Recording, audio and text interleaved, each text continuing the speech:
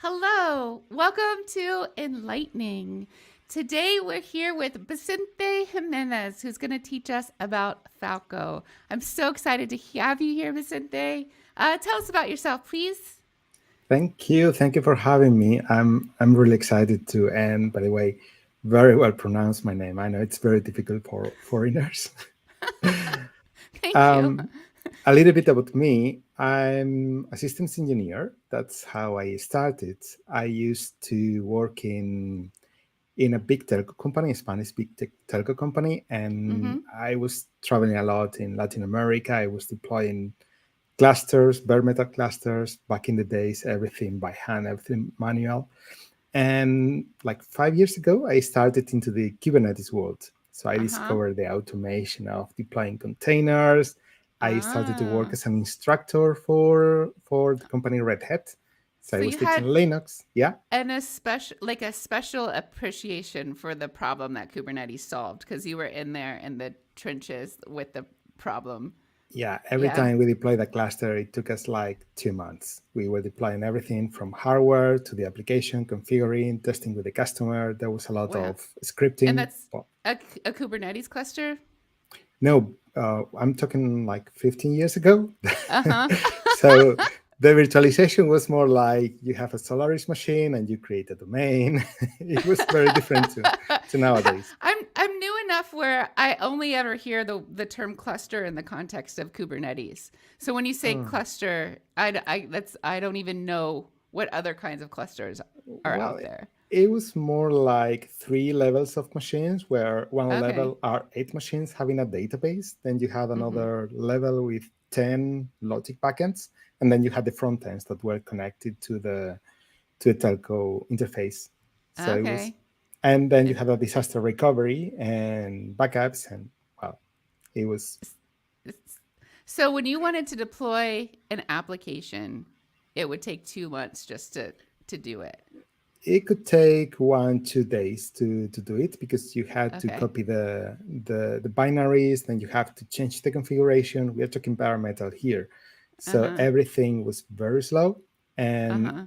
every little change could make the process to stop, and that could even make a reaction. So I remember once we had like 100 servers out of service because Wow. the logic was restarted, and all the front end servers were like, I don't find the endpoint, and they all shut down.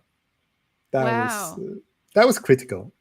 Do you feel like having that experience and that like knowledge of what's really happening, do you feel like that serves you now that the abstraction layers, there's so many abstraction layers happening now on top of that? Now the abstraction layers are different. It's Uh-huh. more like they take care of it. And if Uh-huh. you don't understand what is happening, you don't know where to look for the problem. So Yeah. now it's more like I have a deployment that has a replica set, there is a pod, and the pod has containers. And Mm-hmm. eventually you end up having so many processes, so many containers, you don't know where Mm-hmm. nothing is running. So it's Mm-hmm. very difficult to monitor that infrastructure. And do you think your that deep infrastructure knowledge you have from 15 years ago helps you? Yeah, it does help, Yeah. definitely. I wish I had known what I know now when I was deploying those clusters. That's the story of life in general. I mean, there's a song, right? I wish I knew what I know now when I was younger. Yeah. Just about a lot of things. Yeah, I'll sing for you. Nick's here. Hello, Nick, the first one. Thanks so much for joining. I love it, love it, love it when you're here, friend. Um, so I feel like I interrupted your story because I wanted to ask more about infrastructure and the term cluster applying to something Yeah, I other was than just I Kubernetes. was telling how I started in the Kubernetes world. So that Yeah. was thanks to the company Red Hat. I discovered OpenShift, and the first time I was working with that was like, okay, this is too much. What is this thing doing? I didn't know Mm. Kubernetes yet, and I was learning OpenShift, Ah. and Ah. that was kind of okay. Red Hat adds a lot of functionality that makes your Mm-hmm. life easier when Mm-hmm. you know what you have to do. The problem Mm-hmm. is I was supposed to use a platform and I didn't know what was happening behind the scene. And I Uh-huh. tend to be a person I really like to know how things work. Me too. So just Mm-hmm. clicking the button and something magic happens, that's not my style. I get very frustrated. I So feel you. Uh-huh. that's how I learned Kubernetes. And I was always interested in security. So Uh-huh. that's why 1.5 years ago, I moved to a company called Sysdig. Mm-hmm. And Sysdig are the creators of the Falco project.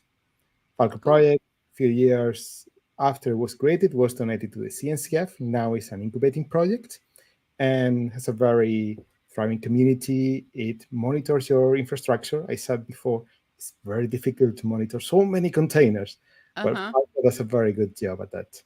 Excellent.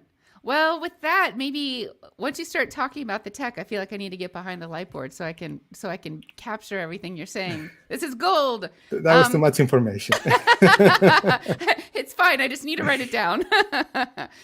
So one thing, oh, let me put in the text right now in the chat. I'm going to put a link to the Falco docs so y'all can jump in there. And then why don't one thing we talked about up top like before the show started is that you're living that digital nomad life. And actually Yeah. we talked to a guest Peter about digital nomad life, but he lives in Denver and he did it like US in a van kind of style. But Mhm. you apparently you're doing like a co-living digital Yeah. nomad situation. Yeah, tell me Exactly. everything. I used to have Yeah. a partner where I was working for Red Hat, and he was an Uh-huh. instructor. So he was in the van, living in the van, driving to every city and teaching from locally, but just living in the van. And my situation was a bit different. Uh-huh. So I used to teach in the customer's premises, Uh-huh. and that was kind of the way it was the job. So when the pandemic started, I had to do it the same. I had to do the same, but from home. And after I think it was like 1.5 year, I didn't go anywhere. I was just sitting at home, teaching people online, talking basically to the monitor, trying to get some feedback on the headsets. And my partner said, "Why don't we go to Portugal?" And I was like, "Portugal? Yeah, what do you mean?" Yeah, I know. There's this in the south of Portugal. There is a very nice city, very small, and we could spend there like a month. Okay, sounds good. So should I take vacation? Well, maybe you can continue working from there, and we did it. So we went to the south of Portugal, to Lagos. We stayed eventually like 4 months, and we had an amazing time. So I was working during the week. The weekends were off, and I feel like I didn't need to take vacations. So Mm-hmm. a year after, we did the same, but going to the Canary Islands. And in the Canary Island, there is an amazing co-living. For those that don't know it, a co-living is like a house, could be a villa, where a lot of digital nomads Uh-huh. they go there for a week, 2, 3, sometime half a year. And there is a co-working space, there's a shared kitchen, there is a big living room.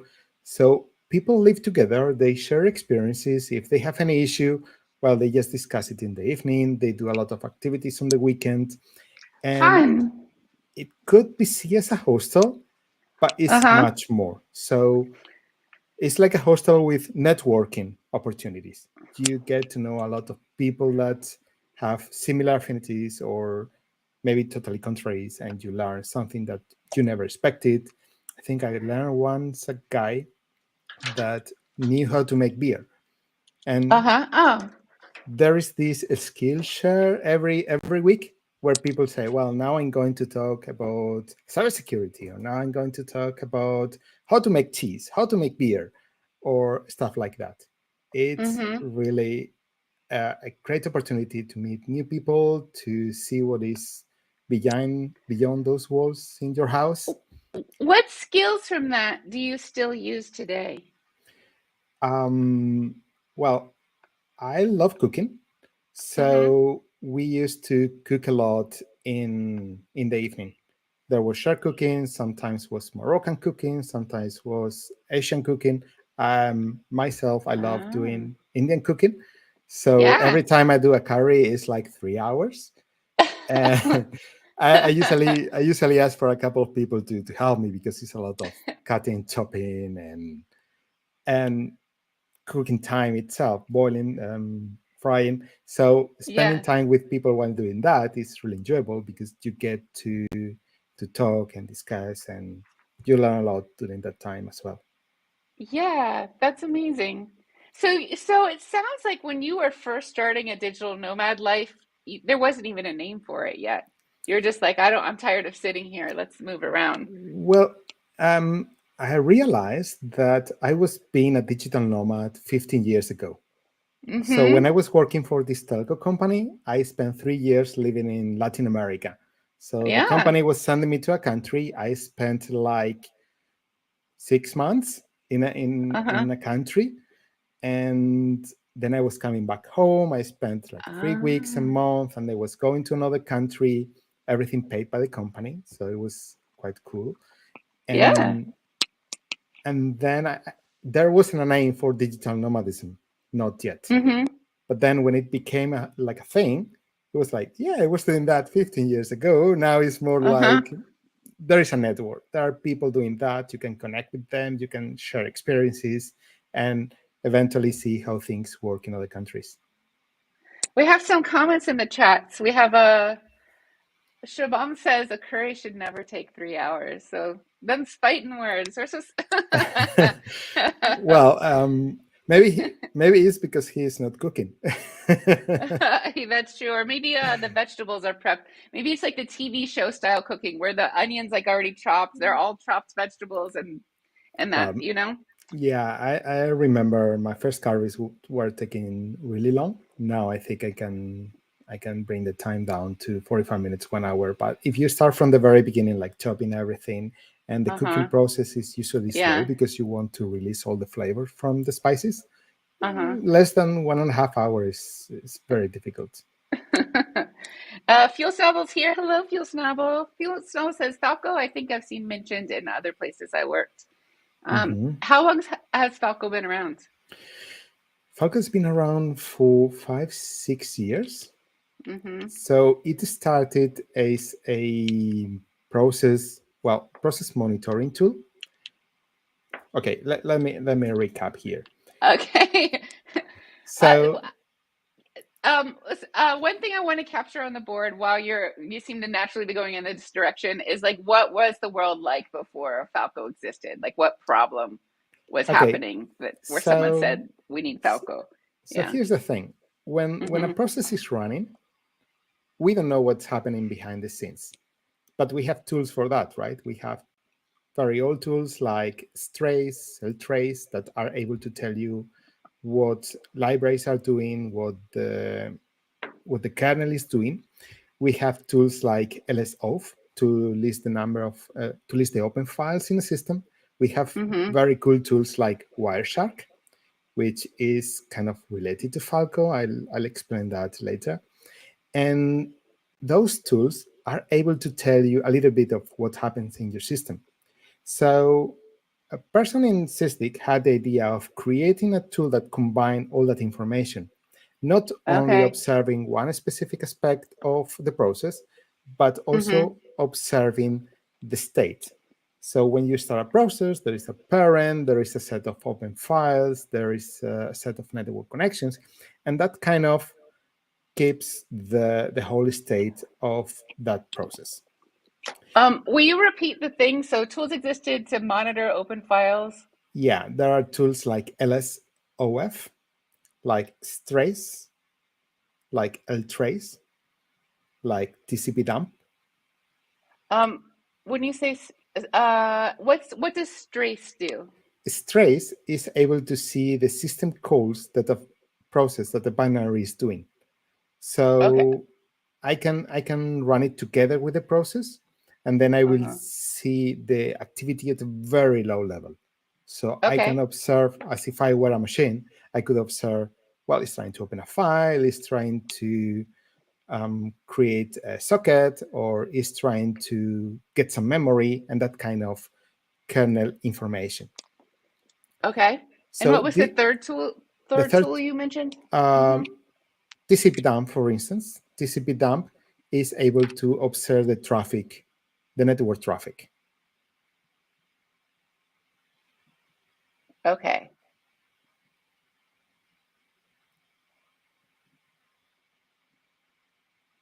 So what? So someone was said, okay, we can have one tool that does all of these things.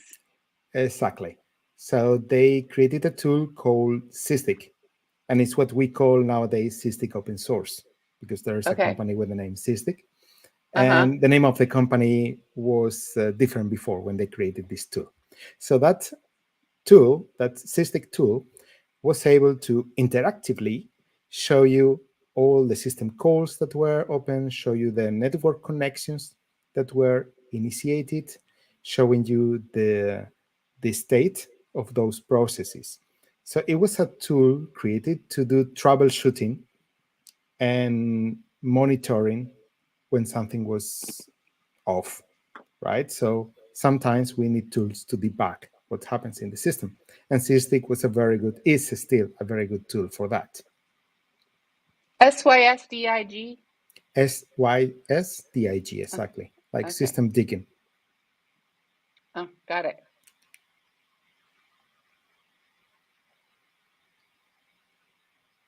Because when you use three separate tools, it's hard to compare and like see where there's some places where these things intersect. And so if you Yeah, use one tool, you can see how these symptoms are comparing to one another or exactly. relating And to one another. those tools are either showing you what happens in the moment or is taking a Uh-huh. snapshot of what happened at a specific moment in the past. But none Uh-huh. of those tools were keeping kind of the state, the context of why something Mm-hmm. happened. So Sysdig was taking the functionality from those tools and a bit more, and was showing you the current state of the system, so to say. So Mm-hmm. everything that happened in the system was being displayed in your screen. So that's a lot of information. We need to Mm-hmm. be able to filter that. We need to be able to say, I just need the information from this process, or I Uh-huh. need the information for this network connection. And like TCP dump, we are able to set filters. So in TCP Uh-huh. dump, I could say, I want all the traffic that comes from a specific IP address or that has to do with a specific protocol. And with a filter, we can create complex filters with ands, ors, and so on and so forth. So Sysdig used the same system. Mm-hmm. It was able to receive those filters in the command line. So Mm-hmm. if I wanted to troubleshoot a process that was doing weird network connections, I just needed to indicate, okay, show everything that has to do with this process ID, Mm-hmm. and maybe I need to filter down later. Maybe I need to be more generic. The thing is very interactive, and that was Uh-huh. giving me very useful information for troubleshooting. Uh-huh. We have some comments from Fuel Snobble. They say, I suppose you should just send the strays to Chat GPT these days and ask it if something's weird. That's a good one. But viruses and malware is impossible on Linux, I have been told. No, it's not impossible. There are many viruses, many trojans, a lot of malware that can run in Linux. It's a bit more difficult to get privilege escalation, but nothing impossible. So I there are like it. still many bugs around. Okay. So we're learning about these singular tools. Learning about combining them with Sysdig, Mm-hmm. but we're getting to Falco. Exactly, exactly. Mm-hmm. So as I said, Sysdig was a very interactive tool, Mm-hmm. and I was able to set filters to eventually find something that was off and gave me a clue of how I could fix it. Now, Mm-hmm. if I could somehow let Sysdig run in the background with Mm-hmm. a set of filters, and every time there is a match, just imagine it's like a bingo. In a Mm-hmm. bingo, you are hearing numbers, and suddenly you have the whole card full, and you get a prize, right? So Mm-hmm. every set of filters that were passed to Sysdig could be a match. Mm-hmm. Well, that's actually Falco. Falco is able to run as a daemon, is able Mm-hmm. to constantly look for events, and it has a set of rules. So those rules are a set of conditions. As an Mm-hmm. example, there is a container that is trying to start a shell, and the container image is not one of these three that are in an allow list. Mm-hmm. If those conditions are matched, then Falco triggers an alert. So what Mm-hmm. Falco did was to automate what Sysdig was doing in the beginning. Mm-hmm. And this is how it has become a very useful monitoring tool. So that's a bit from the history point of view. Yeah, this is great. So Falco is created to, it runs in the background as a daemon and automates the way Sysdig applies filters. So Yeah, I imagine, we don't yeah. mention Sysdig nowadays anymore because Falco Yeah. was donated to the CNCF and is a project that is independent from the company Sysdig. Uh-huh. But, and this is the but, they use the same libraries.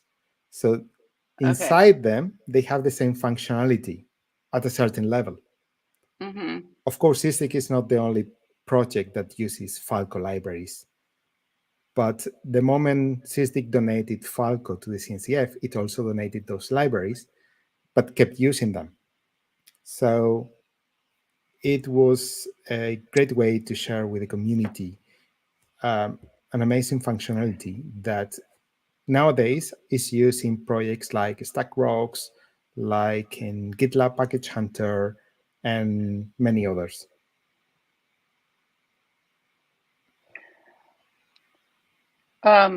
Great.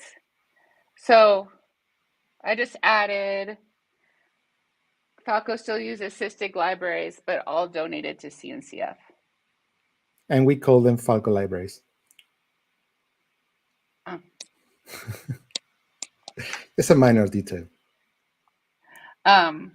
Okay, so what I'd like, this is great. What I'd like to capture next, if it works for your idea of how the story should go, is just simply a definition of Falco. Falco is. Mm-hmm. Falco is we define it as a security camera, like a sensor, like a motion sensor.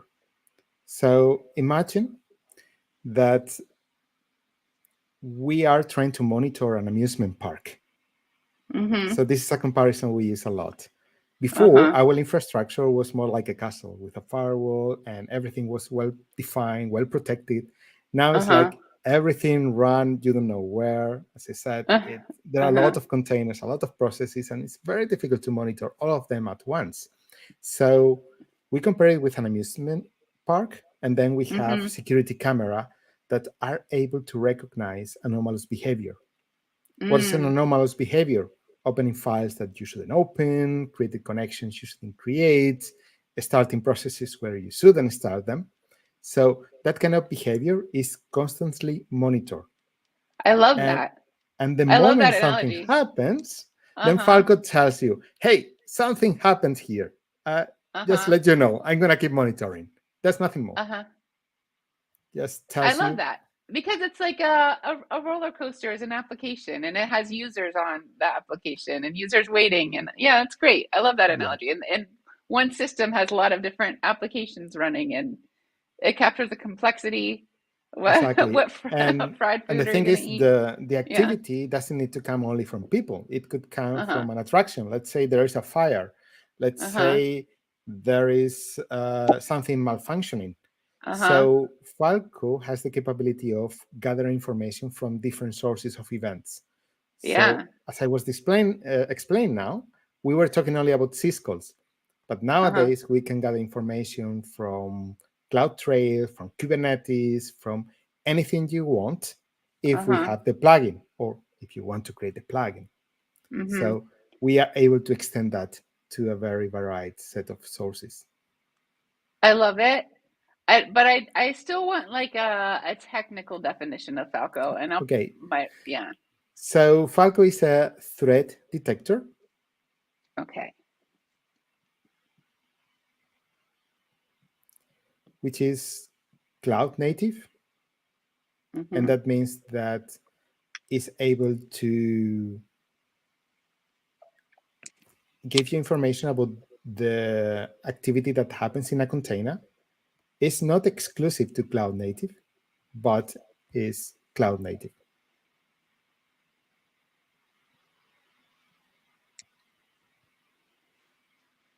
Is it that simple? Usually they're longer than that. Yeah. Amazing.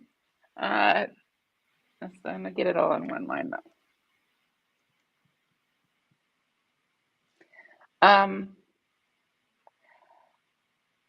How is this related to policy tools? I guess it's just a whole different thing. So this is like doing like runtime. Exactly. How does it know what a thread is? I guess is the question. Well, as I said, it's a bit like playing bingo, right? So imagine you go to a bingo and you are given a card and you have to write the 25 numbers, 25, 35, I don't know how many they are. Yeah. You have to write them yourself before you start the game. So it's not random. It's like, okay, now try to guess which numbers you are going to get. Well, what we do is we define what kind of activity shouldn't happen. And when it happens is when we call it a threat. So as I said, we observe system calls. So imagine a system call that tries to open a file. The name of the file is etc shadow, where the passwords are stored. Okay. Well, pretty simple. We already have one rule, right? Of course, it could be more complicated. Maybe we have a process that keeps doing that all the time. Then we can add an exception. That's another part of the condition. Then the rule is a bit more elaborated. And the more general rule is, the more false positives we're going to have. And the more specific, the more false negatives we're going to have. So there is a set of rules that are provided already with Falco. There are like 70 rules, and they are quite generic. I mean, they don't have many false positives, but it's the user has the possibility to customize those rules, to write their own rules, or to add exceptions to those rules.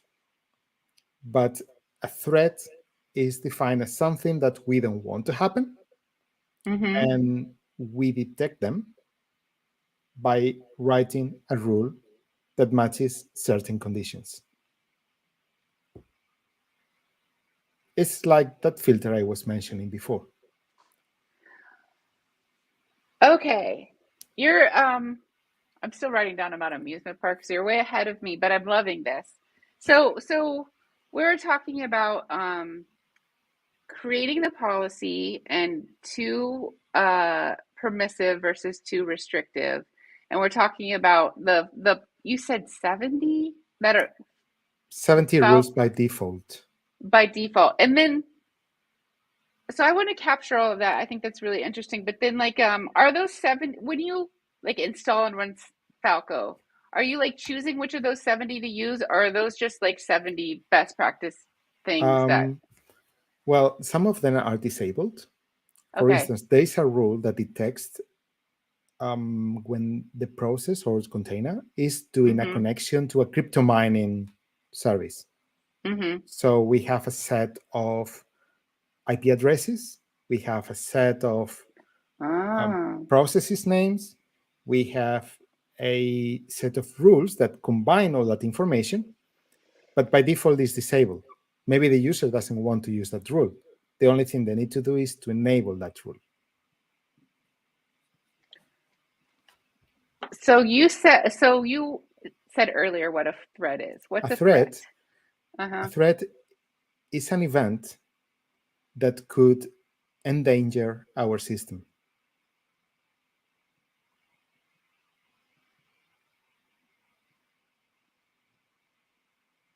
And then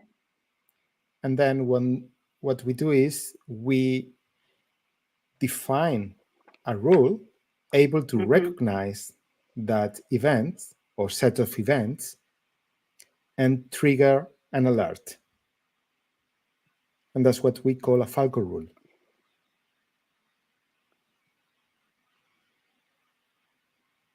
So, okay.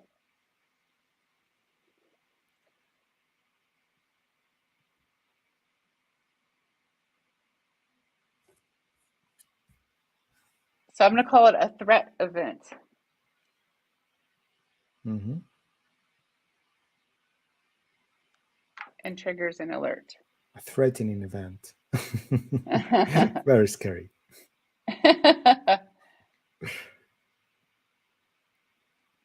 And that's a Falco rule.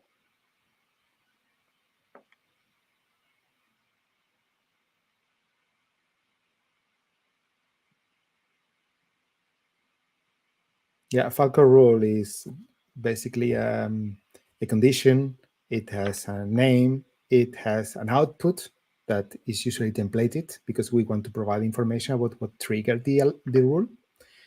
And it also has a syslog priority and a few more fields that are optional.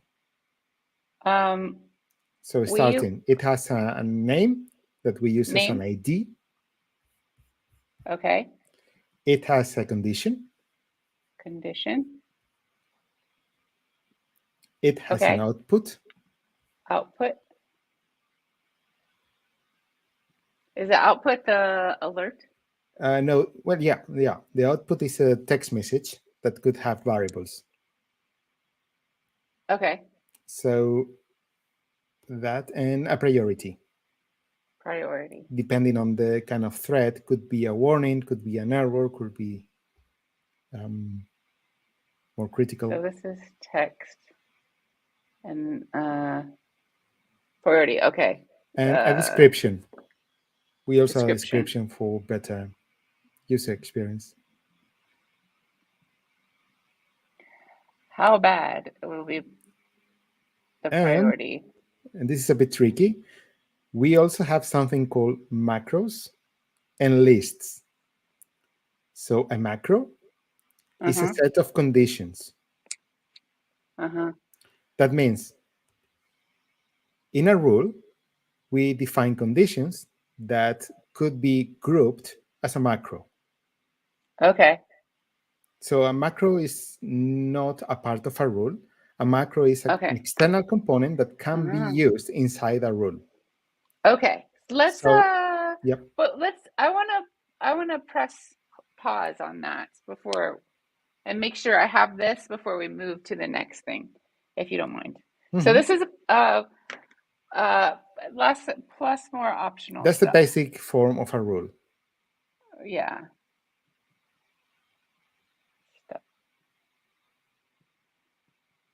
Okay. So we talked about a threat and a threat event that triggers an alert. I want to, before we hop into the macro stuff, I was interested in capturing about the built-in Falco rules. We have a hello. I think this is hello. I can't quite see the emoji, but let's just say it's a hello. Hello. Hi. Thank you for coming. I'm interested in writing out about the rules that come with Falco and how they're meant to be used. And actually, I'll say it's your call whether you want to talk about the rules or whether you want to talk about the macro stuff. I'm going to talk first about the macros. Both. I'm going to talk first. So the conditions of a Falco rule can be very large. And the way to simplify those are creating macros. Okay. So if we have like 20 conditions, and from those 20 conditions, 10 of them can be used in several rules, what we do is we write those 10 conditions in a macro, and then we can simplify the Falco rule. So the number of conditions in a Falco rule can be very large. Yeah. And so we can group them into macros to make them more easy to manage. Yeah. As I said, it's a matter of how specific you want to go. Because if you are too general, or too generic, you are going to have a lot of false alerts, right? Yeah. So if we are, for instance, comparing that a new process has been started, and we are doing that in 30 rules, Well, we just define a macro with the conditions to recognize that a new process has been started. And in the Falco rule, we substitute those conditions with the macro, and then we keep adding conditions to make that rule more specific. It's basically reusing code or conditions. Yes.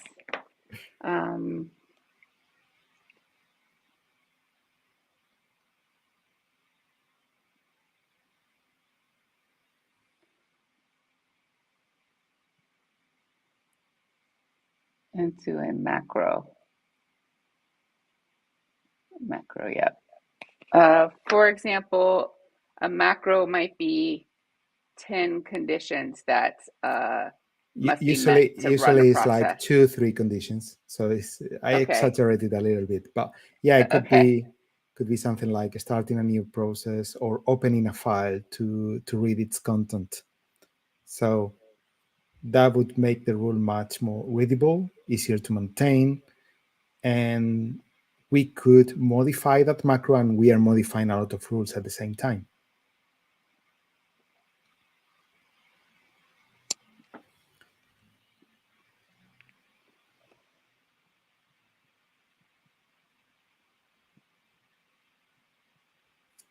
Okay, to open a file. So now imagine that we have a condition that compares the name of the process, the name of the binary, with 5 different shells. Like, is the binary bash? Is the binary ksh? Is the binary sh? So those are 5 conditions. We could have them as a macro, but we have something better here. We have a list. And then what we do is the name of the binary belongs to or is inside this list. And the macro then becomes much shorter. The rule could also use the lists. And that's also a way to simplify the rules. So we have rules, we have macros, and we have lists. I don't quite understand how a list is different from a macro. Will you repeat that, please? A macro is a set of conditions. Yep. But when you use the same condition several times, like the name of the process is A, the name of the process is B, the name of the process is C, you could say, well, the name of the process belongs to A, B, or C. I see. So the part where you define A, B, and C, that's a list. And then you simplify the condition again. Okay. So those are the 3 elements that we have to take into account to understand the Falco rules. Okay, so a list is a set of strings, usually, that we are using to compare a condition or to match a condition. Okay. A list is a set of strings. Or items. Not sure if all of them are strings. It could also be another list, for instance. So you could have nested lists.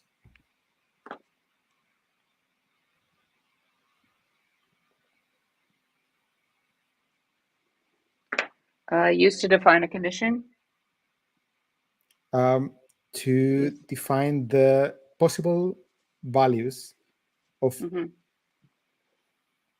a condition, or to be compared inside a condition.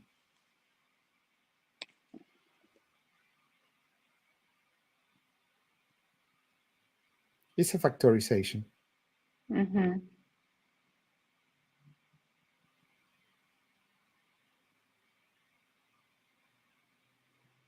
We're in this, not in general, but in this moment, it does feel like we're making it harder than it is. But it is like not. This, right? It's a pretty simple concept that's taking a lot of words, but it is what it is. So what I wanted to point to the macros and the list because the default rules include those macros, include those lists, and otherwise the rules would be huge. very difficult to understand, and very difficult to manage. So by having those macros and those lists, we can simplify the management a lot. Like, let's say we have a new process that we want to monitor. Well, the only thing we need to do is to find a rule that monitors those processes for those conditions and extend the list. Or maybe we want to add an exclusion to the macro. So we could extend the macro and then exclude some processes. Or maybe we don't want to monitor container images with trust.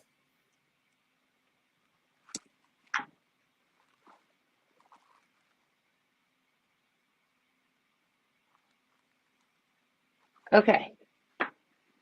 So macros and lists exist to simplify the rules, the way conditions are, the rules and the way the conditions are expressed.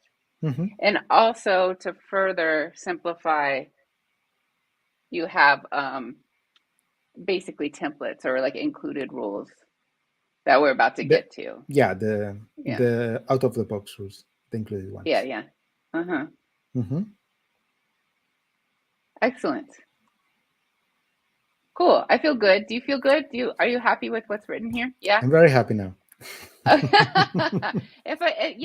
Don't be shy at all. If you see me writing something that's not quite right, I'd rather be right and be corrected. I have no ego. Do I look here. like shy? Touche. All right. Great. What's next?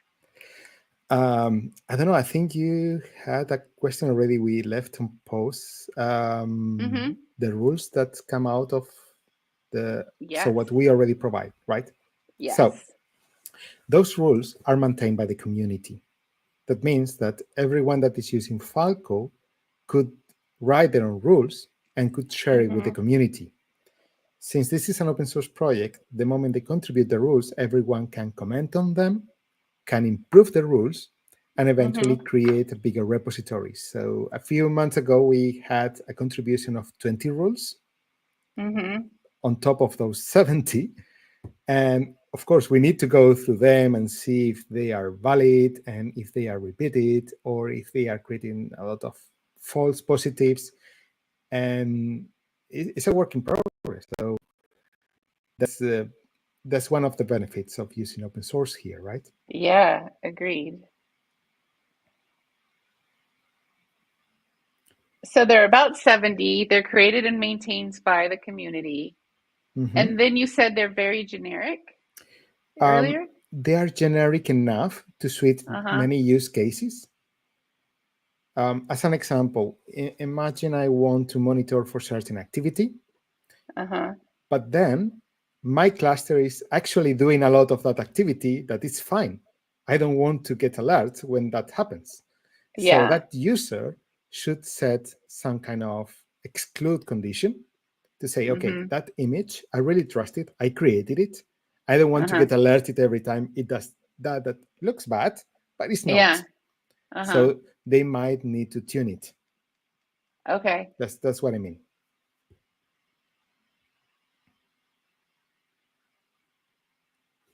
Of course, the rules should fit your use case. Some people use Falco for compliance. The only thing they want is to know when a file has been modified. They trigger an alert, opens a ticket, and then they have to justify why they modified that file. You don't need 70 rules for that. You might work perfectly with 3. So it's just a matter of seeing what is good for you, what is not necessary, because more rules also need more effort that Falco has to do to filter the workloads. Yeah, like more compute, but also more processing time, right? Yeah, processing, and then more human effort in terms of just maintaining it. Yeah. Exactly. So do you want to say more about the out-of-the-box Falco rules? They're about 70. They're created and maintained by the community. They're generic enough to fit many use cases, but might need to be tuned. Well, the Falco rules can apply to any kind of event. So I've been talking a lot about syscalls, but let's say we include another source of events like Kubernetes. And then there's another set of rules for that.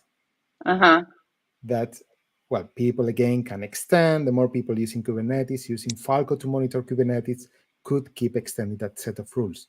If I create a new plugin, I would create my own rules to be able to monitor that.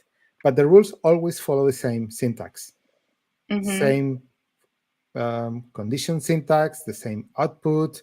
There is a big list of supported event types, supported information that we can provide to the user. And I think that's most that we can say for the rules at the moment. Otherwise, it's going to be overwhelming. I think it would be interesting to me, at least, to maybe jot down a quick list of all the different, some examples at least of different event types that are supported. Okay, so you want examples of rules, or? I was more interested in event types themselves, but really I want you to express what's important about the project. It just think that an event type could be a process opening a file, which per se is not a threat. So what can we do? We can see how many permissions, how much powerful that process is. We could compare the name of the process opening the file. We could compare the name of the file that they want to open. And eventually, what we have is an event that someone is trying to open a sensitive file. Someone is trying to gain privilege. Someone is trying to change the permissions of a file. Someone is trying to create a configuration where it shouldn't be. Someone is trying to start a shell in a container, and so on and so forth. So is this always a person doing a thing? No, it doesn't need to be. It could be automated. Okay. So what we monitor is what the process is doing regarding to the kernel. So if the process has a routine that does this action, we are going to monitor it independently on when it triggers or who triggers that. Because what we monitor is the behavior, the activity.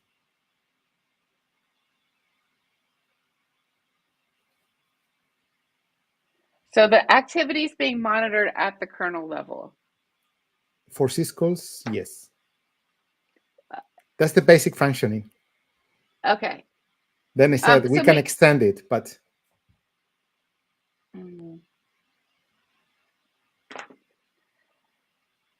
system calls, but can be extended. This is what we call it runtime monitoring, right? Because it's what happened in the process while it is running. If we were checking the process before starting it, it wouldn't be runtime. We would be doing any other kind of, and there wouldn't be syscalls to monitor because the process is not alive yet. Yeah. So system calls, but can be extended to include what else?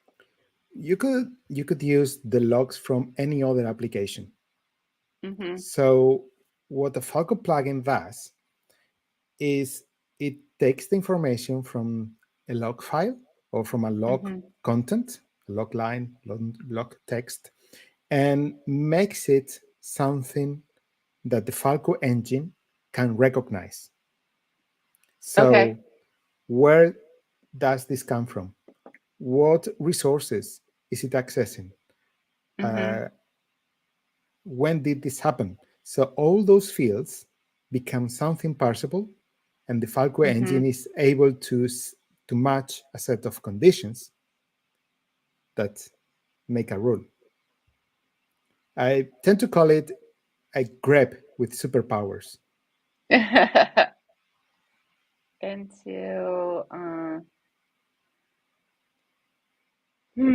Okay. Well, do I really need that level of information? So usually or traditionally, what many cloud or security infrastructures, many CMs have done was to send the logs to storage, and then they were applying filters there to see if there was something anomalous, right? The problem is from the time something happens to the time where you look for it, maybe 4 hours happened. Yeah. And then there is no way back. Uh-huh. So you are using bandwidth, you are using storage, and you are Yeah. losing time. Yeah. What Falco does is gets the data in the very moment when that happens. Mm-hmm. There is a log in the Kubernetes API that goes to Falco. Falco looks for the conditions, Mm-hmm. and if something fits, triggers an alert. And that happens in what, 5 seconds. Mm. So we don't need to store the log information unless we consider, okay, that log information gave me something useful. We can still store it anyway if we want to. But the thing is, we do something we call stream detection. We are detecting in the streaming of data. I like this. And I don't depending on what you want to say, I think I would like to write how it used to be so I can understand the problem it's solving, because that helps me. Like you Mhm. could, like you said, it monitors the logs and I'm like, okay, that's cool, I get it. But then when you tell me the problem it's solving and how it used to be done, then that like helps it resonate more for me as someone who's a newer learner. Yeah, the problem is what I was defining before. We have a lot of Mm-hmm. activity, a lot of containers, a lot of processes that are very difficult to monitor. And Mm-hmm. if we want to do something that scales properly, we Mm-hmm. need to look at it from a different perspective. This is where we need this motion sensor, this security camera. And the best Mm-hmm. way to do it is to sit on the kernel, because every process needs to go through the kernel Mm-hmm. to be able to do anything. So we are solving the problem of being application specific. Now we don't need to apply security per application, but we apply security at the node level.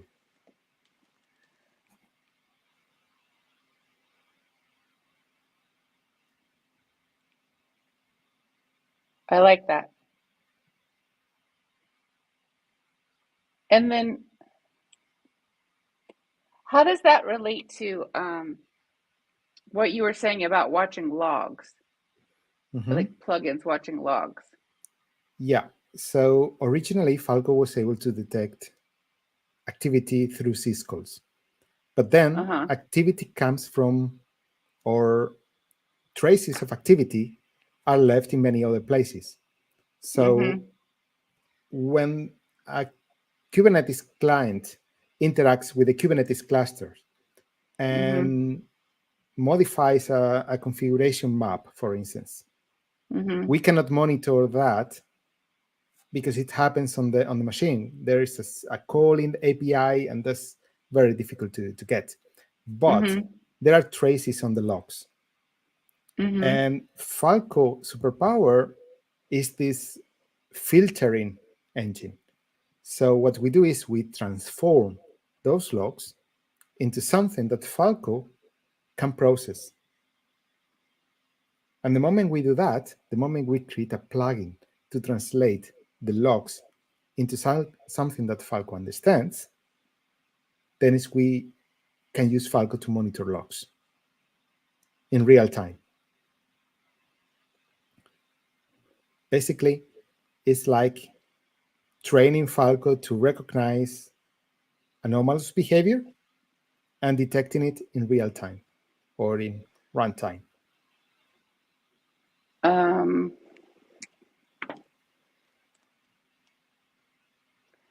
Therefore, can detect events, security events, just events. Any kind of event. Maybe we don't want to do security stuff here. Maybe Okay.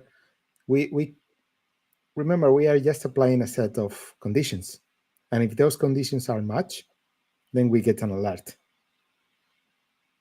Maybe we want to use it to monitor the reliability of our application. Could be a use case. Why not?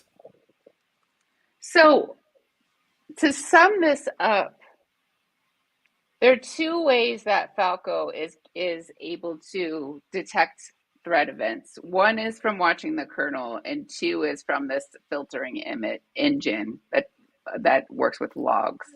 No, the engine works for everything.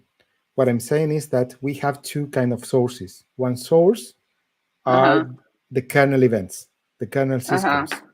The other one are the logs through the Falco plugins. So on the left side, so to say, we would have the kernel events, we would have Kubernetes, we could have CloudTrail, CloudWatch, my application logs, whatever we want to monitor as an input. In the middle, we could have a kind of translator. Okay. I'm sensing, I'm feeling you're describing a diagram. So let's do this. Yes, let's do this. So the main well, so to help me picture this, we have inputs, which I'll actually ask you to describe to me later. In the middle is a translator, and that translator is being used regardless of whether the input is logs or whether it is kernel stuff. That translator is specific to the kind of information logs. we receive. What is independent is the rules engine. Because the rules engine is going to take something that is already digestible by Falco, and it's going to look at the conditions. So we start from the left. We have syscalls.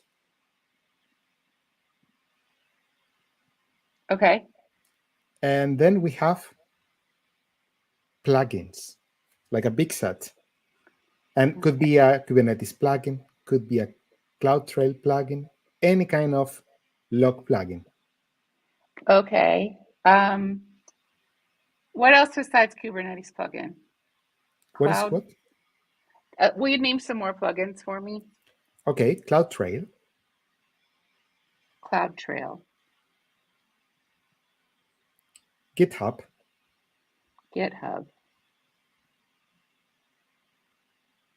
Cool. And then I'll just put it. So these are our sources. Those are possible sources, yeah.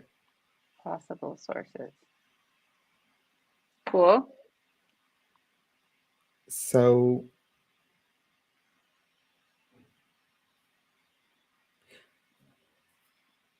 well, the plugins is not a source per se. The source is actually the Kubernetes audit logs. In CloudTrail is the source, and then we have a CloudTrail plugin. So can we move the syscalls a little bit more to the left? And then we can stay. Or just put it down if you want. Then we don't have to move the plugins. So possible, just move it down here? Yeah. On the left, more on the left, because there is another component there I will mention in a moment. Love it. I like this. It's like all right. So now the question is, we already know how to get information from Kubernetes, from CloudTrail, from GitHub. We just need a piece of software that is able to take a text file and transform it into something that we can parse. How do we get the syscalls? That's the tricky part. For that, we need to tap into the kernel. Okay. And we have two ways of doing that. A kernel module or using eBPF. Oh. We don't need both. We could have either the module or eBPF, depending on the environment, depending on our needs. And that would be like the equivalent to the plugin for the syscalls. Excellent. Just gonna move this down.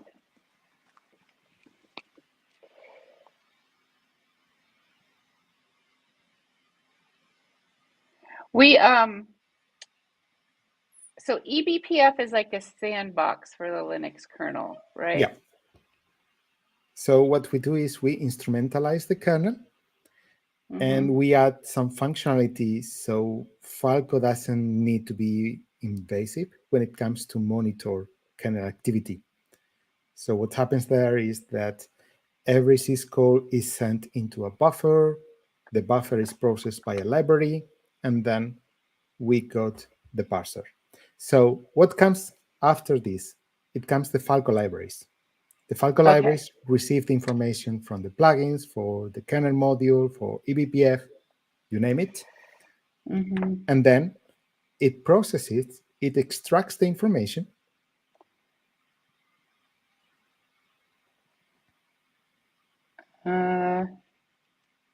Would be process, would be parsing. Receiving info from, I guess, the sources. Yeah.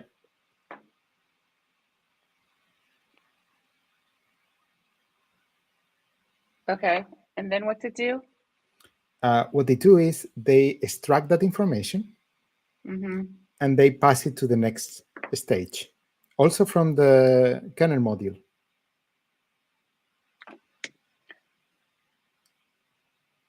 So the beauty of this is that it doesn't matter what you plug on the left. The Falco libraries are going to translate it into something that the Falco engine can use to apply the rules.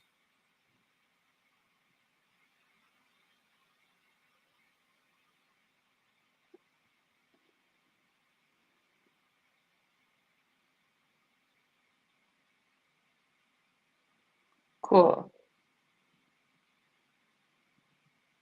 I love this. All right. So that's the Falco libraries.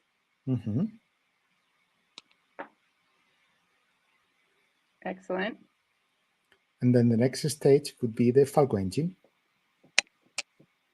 Falco engine. Or the rules engine, we call it. Yeah, you can call it rules engine. The Falco rules engine.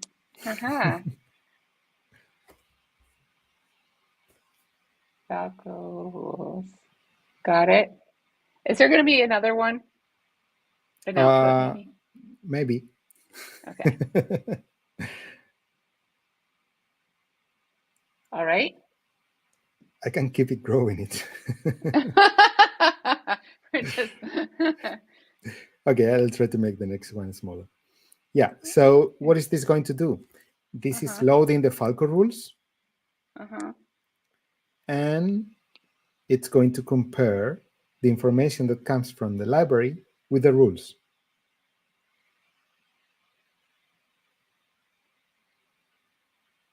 In a nutshell.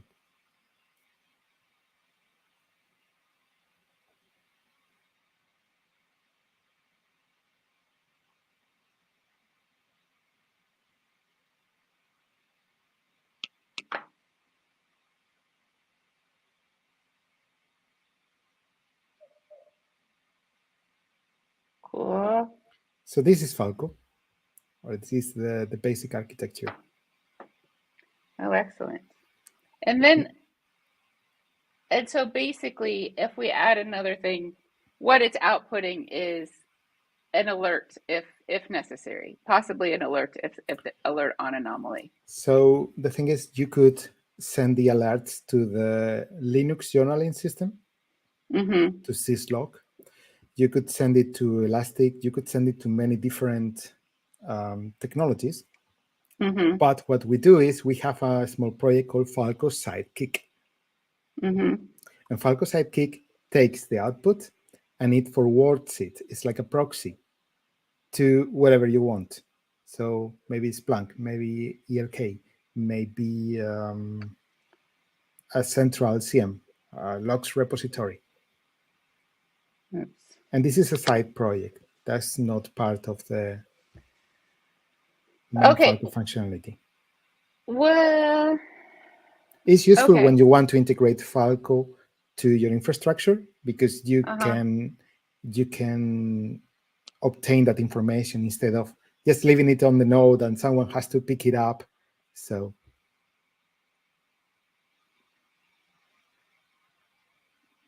Okay.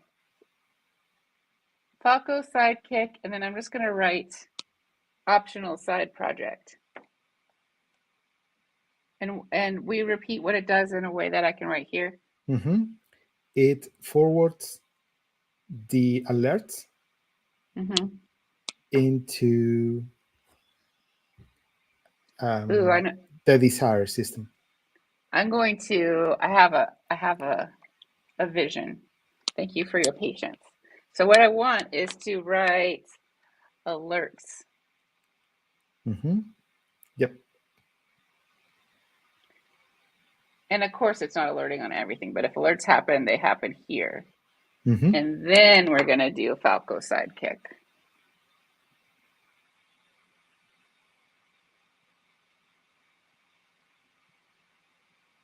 I love this diagram. Me too. Thanks, sir. Very colorful. Optional side project. Actually, never tried to draw a diagram giving instructions. So it's more complicated than. Hello, Code with Sean. Thank you so much for being here, friend. Hey. Will you tell me a third time and the final time what's right here for Falco sidekick? So it forwards the alerts. Okay. To any existing infrastructure or any compatible destination. Yeah, I know. Sounds very boring. No, it's not boring. I'm just gonna I'm gonna write compatible destinations, and then we'll put a couple of examples. Yeah, it supports like 50, 60 different systems. So you could send it to a Slack channel. You could send it to, messaging, Telegram.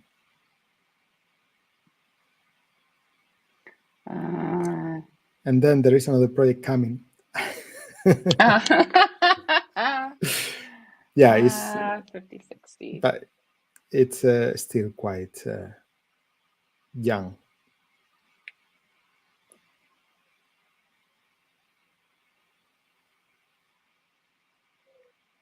Okay, I want to denote the passive, like that this is a left to right diagram, or like that as it moves through, it's going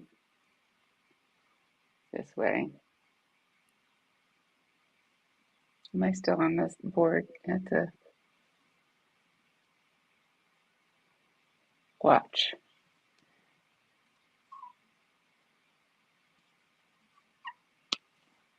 Yeah, I went off the edge there. That's okay. I'm the boss of this thing. It's not the other way around. So I'll just put lots of triangles in to represent. Although I'm not doing the best job at drawing triangles under pressure. Okay, now where are we going to tell me about this last project, and we'll think about how to fit it in. So, I said before, Falco is a threat detector. And so far, this is what this diagram describes. We get a source of events, and we detect threats. Now the question is, what do we do with them? Yes. Well, what Falco does is alerts, nothing else.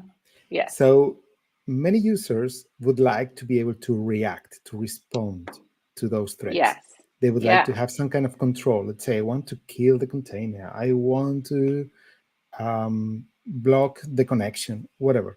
And to do that, you need to be able to evaluate the information you get, the alert, and have some kind of functionality. So this new project is called Falco Talon.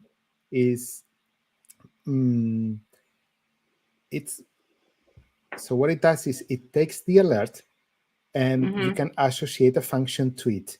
So it could go back to the source of the event and say, well, now that you behave in a bad manner, I'm going to kill you. Harsh. In a system way, in a system metaphorical way, right? uh, so Falco Talon, and it's a new side project. A side project that Yeah. So it would be like the continuation of Falco Sidekick, and well, it could kill the suspicious container process. It, yep, So it takes action on alerts is the exactly. bottom line. It's the response part of the whole life cycle of the alert.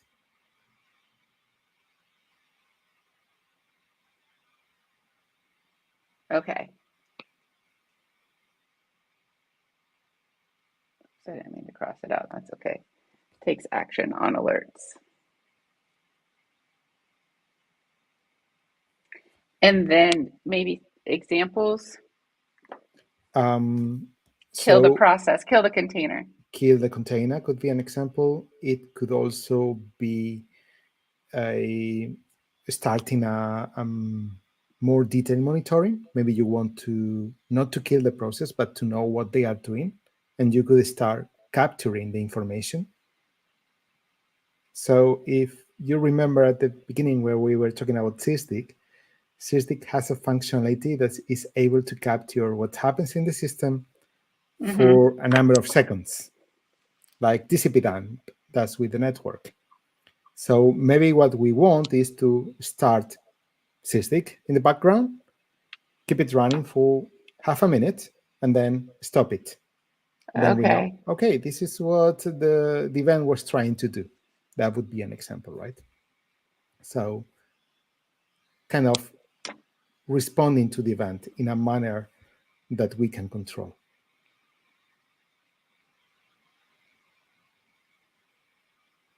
Of course, Cool. it doesn't need to be in our workflow. Maybe the user wants to have something more customized.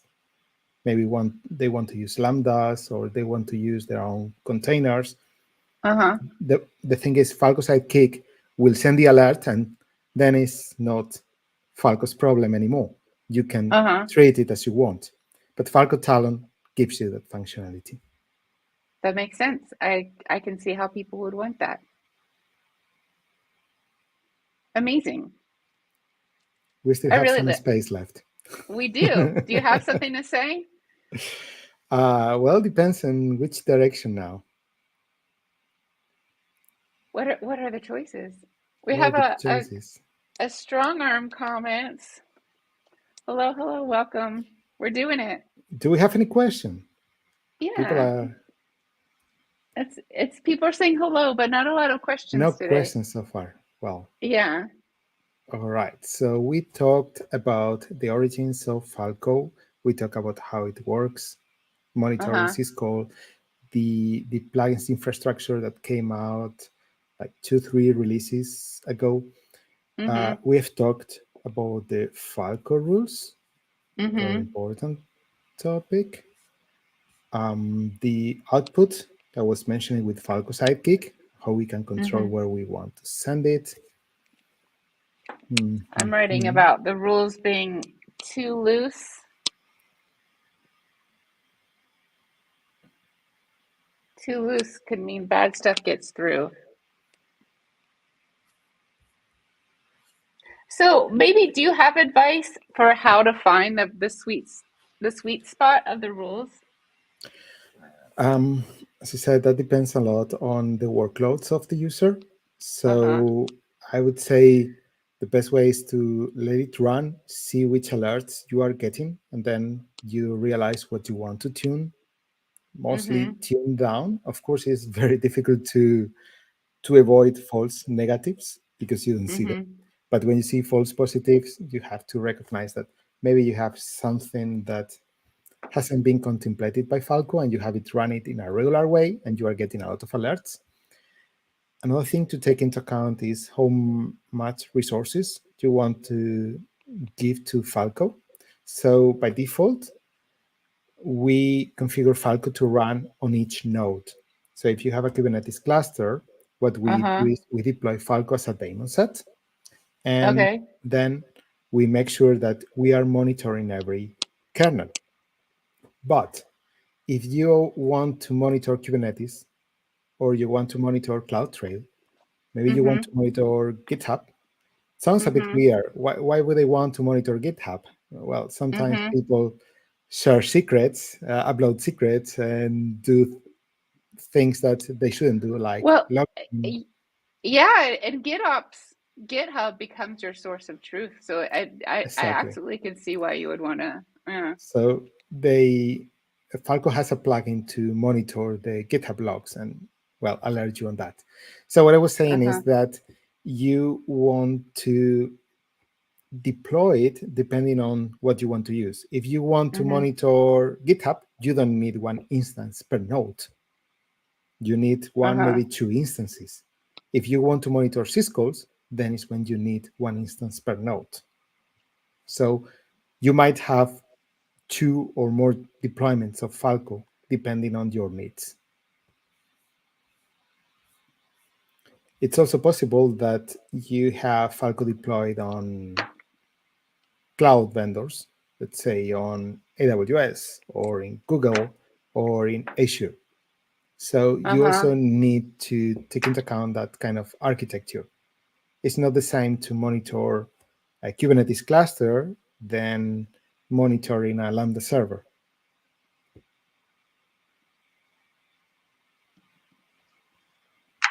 We had So, we had yeah. a recent integration.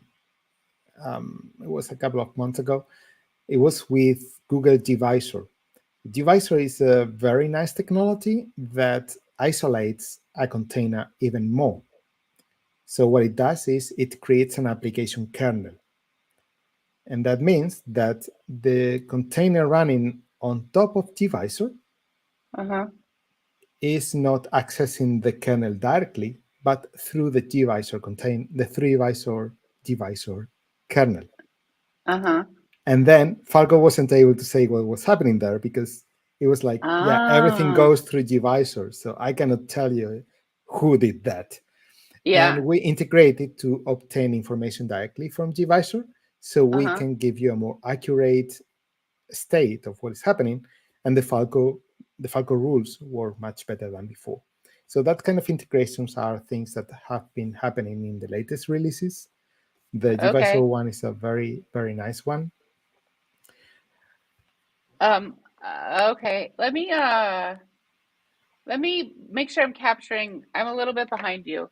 So, Falco might be deployed on Kubernetes as a daemon set, and then on GitHub as how? No, we wouldn't deploy Falco on the GitHub. We would deploy it Okay. on maybe on Kubernetes, but Okay. to monitor GitHub, or maybe on a bare metal machine. Falco can be deployed Okay. anywhere. So Falco can monitor Mm-hmm. Kubernetes, GitHub, cloud provider. What CloudWatch, else? for instance, I said it was CloudWatch. You said that CloudWatch, down here. CloudTrail. I Um, said CloudTrail, but yeah, CloudTrail. Yeah, I CloudWatch don't know is, either of those technologies. well, AWS send CloudWatch. the logs of whatever happens in the environment to CloudTrail, Ah, and then what we do is we consume the events so you can apply the rules on them. okay. Okay. So And then what's the one you said that's new that you're happy with? Gvisor, Like T G like visor. Google Visor. Oh, G visor. Got it.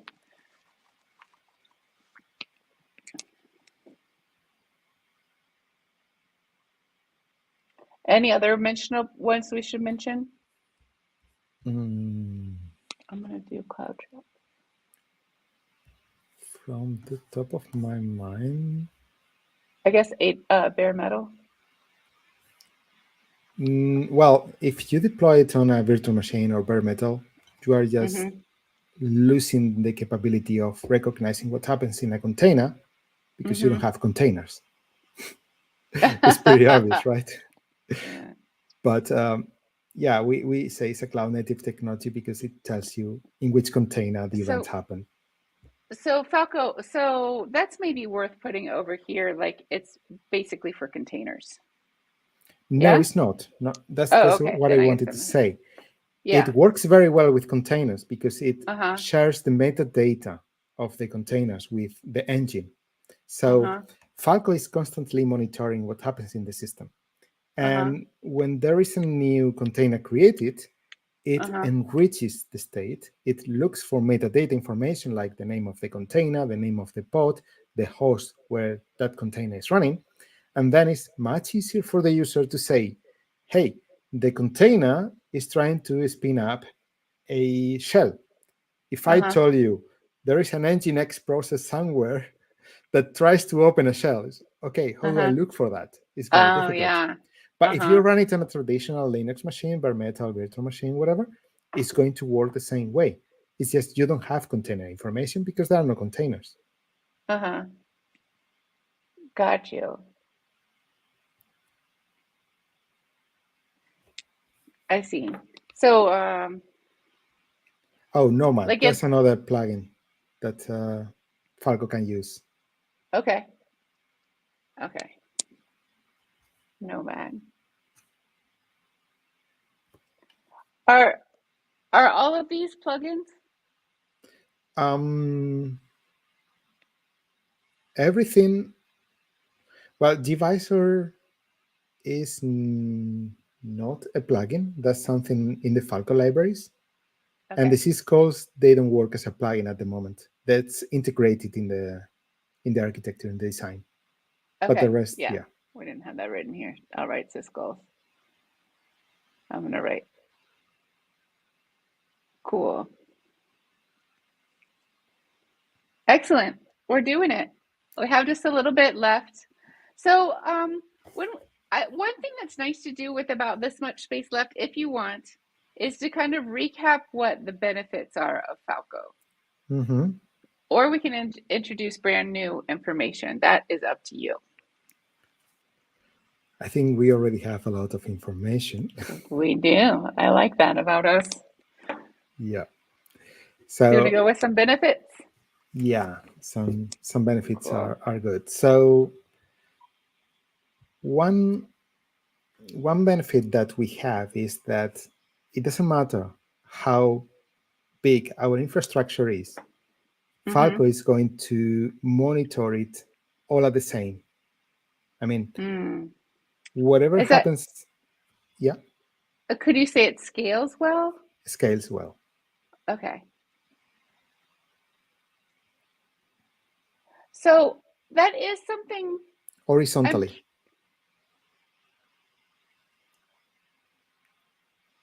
Yeah, so when I say horizontally, it's because it doesn't matter the number of nodes you have. You are uh-huh, going to monitor those nodes in the same way because Falco is running, we could say, as an agent. So you would have a Falco instance on each node. mm-hmm. Let's talk related to Kubernetes, like it running as a daemon said. Yeah, Uh-huh. yeah. Well, if you deploy it in a traditional cluster, one of those I was mentioning before, 15 years ago, Yeah. you could deploy it Yeah. with Ansible, with Puppet, and it would do the same. You just need to Uh-huh. configure to install the package, configure to maybe send it to another Falco Sidekick instance, and Uh-huh. then you can do whatever you want. So it can be applied to traditional infrastructure. So it scales well horizontally.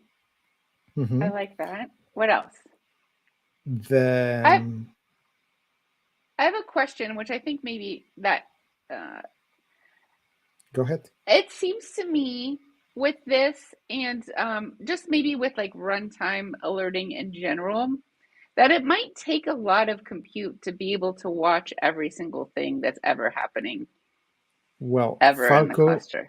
Yeah. when we talk about syscalls and we Uh-huh. talk about what happens inside the clusters, Uh-huh. the portion that happens in the CPU is very Uh-huh. light. So what we do is Uh-huh. we send the data to a buffer, and then Uh-huh. the engine is taking care of it. Okay. So we are not collapsing the CPU.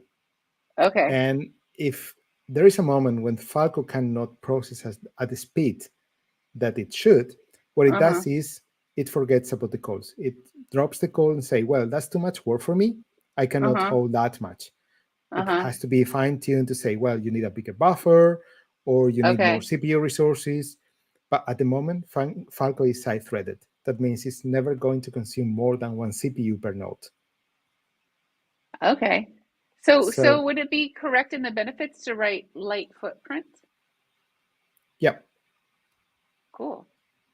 keeps improving because the technology also improves, right? So we Mm-hmm. mentioned eBPF, Yeah. and now there is a new version of the eBPF driver that means it doesn't have to be compiled for the specific machine where it's running. So it can be Mm-hmm. compiled once and run everywhere and adds more functionality that new kernels support. So every new release works better than the one before. Mm-hmm. Yes. Cool. What else we got? We have an amazing community. Oh, yes. So we have more than 20, now maybe but there are between 15 and 20 maintainers, and we Uh-huh. have a lot of contributions. So at the moment, we are CNCF incubating project.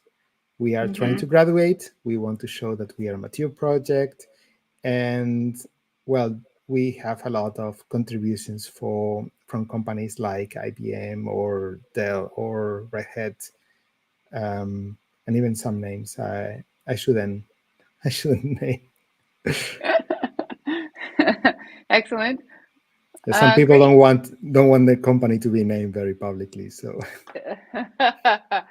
Yes, yes, I'm but familiar. if you go to the logs, they all stay there. So everything is eventually public. Yeah, it's true. Cool. What we didn't, we kind of said it's small, it's kind of buried in here. But one thing I feel like we should draw attention to is like the whole point is these alerts. I mean, they're getting to be more points than just the alerts, but it was created, it seems like the alerting is important. And I feel like maybe I'm not sure we captured Okay, like a cloud maybe native. I didn't give too much information there because Uh-huh. an alert looks like a regular text line. Uh-huh. Uh-huh. And the power of it is that we define the text and we define what information is going to be shared there. So Mm-hmm. the moment an alert happens, we could Mm-hmm. share the name of the process. We could share the node where it happened, the container, the specific container where it happened. We Mm-hmm. could share from which IP address a specific connection came from, Mm-hmm. or we could um, we could print so much information regarding the state as we have, and Mm-hmm. this is just a template. So the Mm-hmm. same events we use for the conditions can be Mm-hmm. printed in the alerts.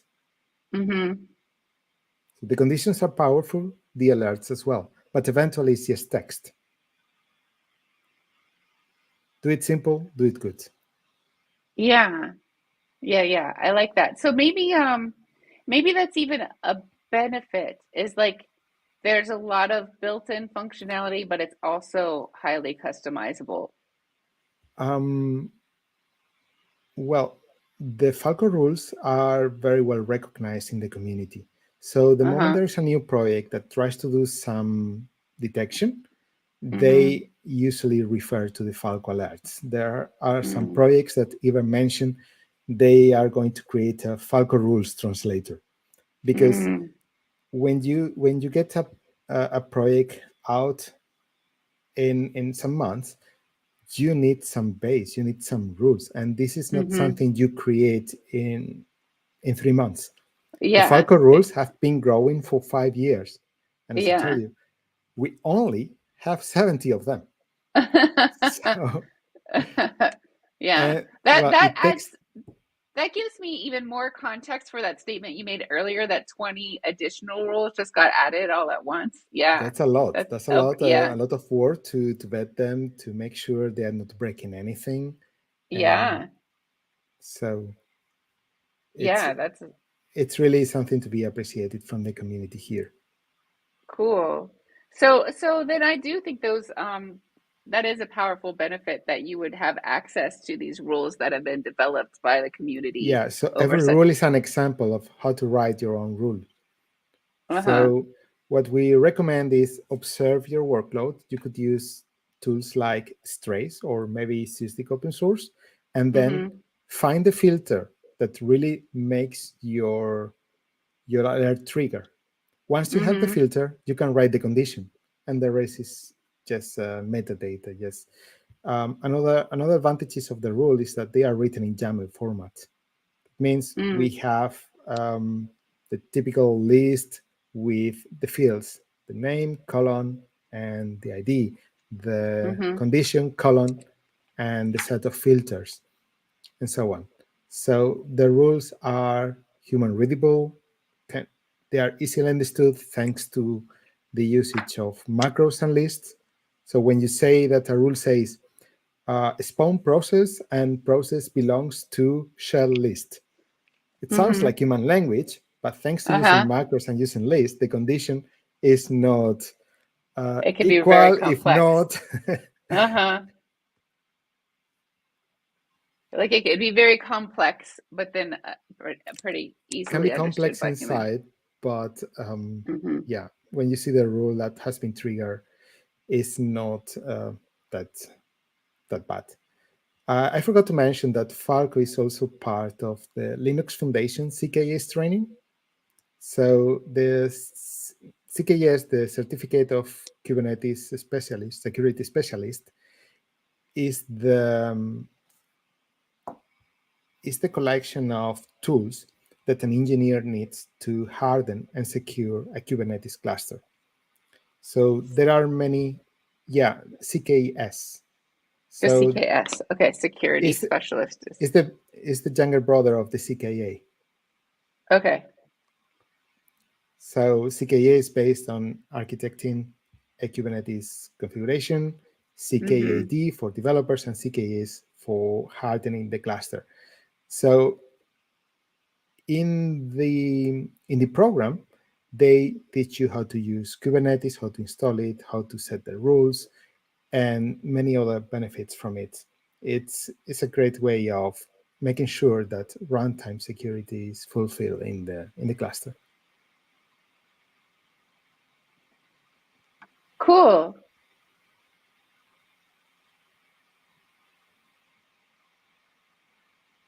So, I mean, one thing we talked about that we could put on the benefits is maybe that it's extensible Because of the plugins, or because of you the mean on the other plugins. side? The thing is, it integrates on the left side with the plugins, on the right Uh-huh. side with Falco Sidekick. So Uh-huh. you can integrate with a Uh, very varied set of yeah. systems. Uh, that's what I'll write. Um,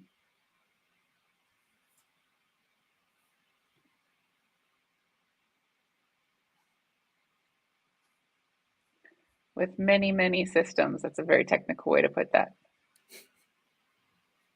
I'm not a technical person when it comes to throwing buzzwords. I Oh like to yeah. keep it simple and try to. Uh-huh. Accessible. Keep it accessible. I agree. Well, do you have anything you want to add? I'm feeling pretty wonderful. Um, I was expecting some questions, but maybe Hmm. the people were overwhelmed. Everything was clear, Scott. uh, yeah. I don't know. It's a little quiet today No, in the but chat, but that's it okay. That's it fine. really represents very well the functioning and architecture of Falco. Well, I don't like forgetting that we are constantly looking for contributors. This is Oh, something that absolutely. happens in many CNCF projects, Mm-hmm. and well, this is a community supported project. So if people want to contribute, they should really come to the community calls or join the Slack channel. Even if they have never tried it, they can discover a lot from it. And well, we are we're trying to evangelize people and make them discover that security doesn't end when you have secured your system. It continues monitoring. There is always something that could go wrong, and Falco is the right tool to recognize something that you don't want to happen in your cluster. Well, if you're a good indicator, then the community is surely very kind and welcoming and accessible. Some projects have told me lately that they've been getting involved with a Linux Foundation mentoring opportunity. So I don't know if y'all do that, but it seems to be working well. Yeah, for other we've been projects. working with them too. Yeah, Cool. And with Google as well. Definitely. Excellent. Oh, wonderful. Before we say goodbye, what I want to do is recap everything we've written down to make sure the understanding is clear. Yeah, it sounds so bad. Do you need to get going so you can start cooking your dinner and eat in 4 hours? Sure. We're going to do this recap and then we'll say our goodbyes. And if anyone has any questions, now's a great time. So before Falco, there were tools that existed to watch different parts of your system, but they were disparate. So there was, you could monitor like which files were opened or which files are open. You could monitor system calls, you could monitor network traffic, but these were all separate things. So a single tool, not Falco, but Sysdig, was created to do all of those things. So then you can do troubleshooting and monitoring from one place, and you can use those statistics in tandem with each other. So you're keeping track of the state and the context of what's happening. And also as part of this tool, you could create and use filters. So the problem though is that it's a very interactive system and it was a very high touch system, to high maintenance to be able to watch all of these things. So Falco was created to run in the background as a daemon and then automate the way these filters are applied for common runtime security issues. So Falco still does use those libraries that were once created for Sysdig, but they're now called Falco libraries and they're donated to the CNCF. So this is the most simple yet I've had for a definition of a CNCF project, which is Falco is a cloud native threat detector. And you even added the qualifier that it doesn't have to be cloud native. So then it's like Falco is a threat detector. But what it inputs conditions, which we'll talk more about later, and it outputs alerts. We should maybe even write that down because that's a nice simple way to say that, right? So you had a wonderful analogy that just made my mind light up with, it was so lovely. So imagine an amusement park. And so it's a very complex situation with a lot of different things going on. And Falco is like security cameras that are watching everything and that can detect anomalies and alert. So we talked about what is a threat. A threat is an event that can endanger a system. And then what we need from Falco is to do with Falco is define a rule that recognizes a threat event and then triggers an alert. So if you make your rules too loose, bad stuff gets through or you get lots of false positives. Is that right? Yes. Mm-hmm. No false. Yeah. Okay. False positives and negatives. I'm getting switched in my head right now. Or if they're too strict, there's so many alerts or false negatives. So basically a Falco rule is that rule that recognizes a threat event and triggers an alert. So there are lots of fields in a Falco rule. You would do a name, which is the ID. There are conditions, which we'll talk more about. There's an output, like what you want the output to be, which is a text. That alert in the end is just a text, you said. The priority, so you could specify how bad of a threat is this. And then a description of what the rule is. And then there's plenty more optional stuff you could put in there when you're defining your rule. So the number of the conditions in a Falco rule can be very, very large. And so when that happens, and they can be grouped into a macro.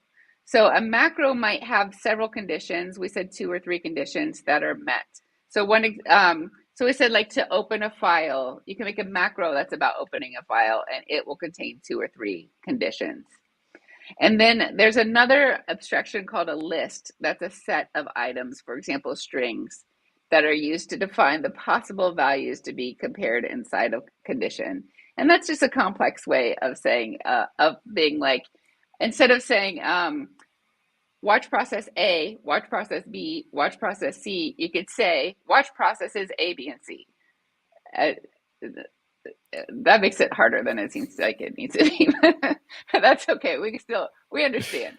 So then we have some Falco rules that come out of the box. And what you said later is that there are about 70. There are more always being added, but it took 5 years even to come up for the community to come up with these 70. So they're very well fleshed out rules. So these rules are created and maintained by the Falco community. And then they're generic enough to fit many use cases, but they might need to be tuned when implemented. So we talked about these security events again, and what are some event types? So event types could be a person opening a file, config being created, permission being changed, system calls. System calls are what the core Falco functionality includes, but those can be extended with Falco plugins. And the Falco plugins use logs of different systems, which we'll talk about a little bit more later. But with the plugins, and between the plugins and the system calls, we'll say Falco can monitor a lot of different things. Besides your actual system, it could be like Kubernetes, but also GitHub or your cloud providers, Nomad, CloudWatch, gvisor. Some of these I'm going to be looking up later because I don't know them. CloudTrail, and then of course those system calls. So for example, in Kubernetes, Falco is deployed as a daemon set, like one per node. So basically, there are many, many processes, and it's hard to monitor them all. So we drew out this diagram about how it works. And so there are different sources. So there are the system calls that we talked about, and that can be either gotten from the kernel module or now with eBPF, which eBPF has a couple of benefits. One is that it's performance, and the other is that you don't have to, it's less dangerous than getting straight into the kernel. And so those are how you could do it with system calls, but you can also do it with the aforementioned plugins. So Kubernetes plugin, CloudTrail plugin, GitHub plugin, etc. So all those sources then go to the Falco library. So the Falco library is receiving information from these sources. It extracts what it needs and it translates it into a language that it understands. And once it's in the language that Falco likes, then Falco uses the rules engine. So then it loads the Falco rules and then it compares this information that originally came from the sources translated by the libraries. It compares that information to the rules. And that's when, if there's any anomaly, anything it triggered, that's when the alerts happen. And now we have two. So traditionally, Falco's been all about alerting, but now the community is moving into a direction where they want to do something with the alerts. So we have a couple of side projects we talked about. The first one is Falco Sidekicks. So once an alert happens, it can forward that alert to compatible destinations. So you mentioned like a Slack channel or Telegram messages, but there are like 50 or 60 of them. So there are a lot of different places it can go. And then we also talked about another experimental feature, another new project called Falco Talon. I like that name. And so it can actually take action on alerts. So it might kill the container if something's a problem, or it might it might start capturing additional information if a certain anomaly is detected. And that's that. Falco's a cloud native threat detector. It's a threat detector. I'm impressed how could you capture so much information? It takes two. I'm impressed by you. Like, you have to be wonderful, and so for me to be able to do my thing, it's a team. Great work, so, definitely. Thank you for sharing your time and your expertise with us today. I appreciate you. My pleasure. Is there anything you want to say in closing? I'm speechless. Good. It seems like It you was a got great time. It was really, really good. fun working with you. So to close out, I'm going to replay the intro music, and we're just going to dance a little bit and say goodbyes. How do you feel about that? Perfect.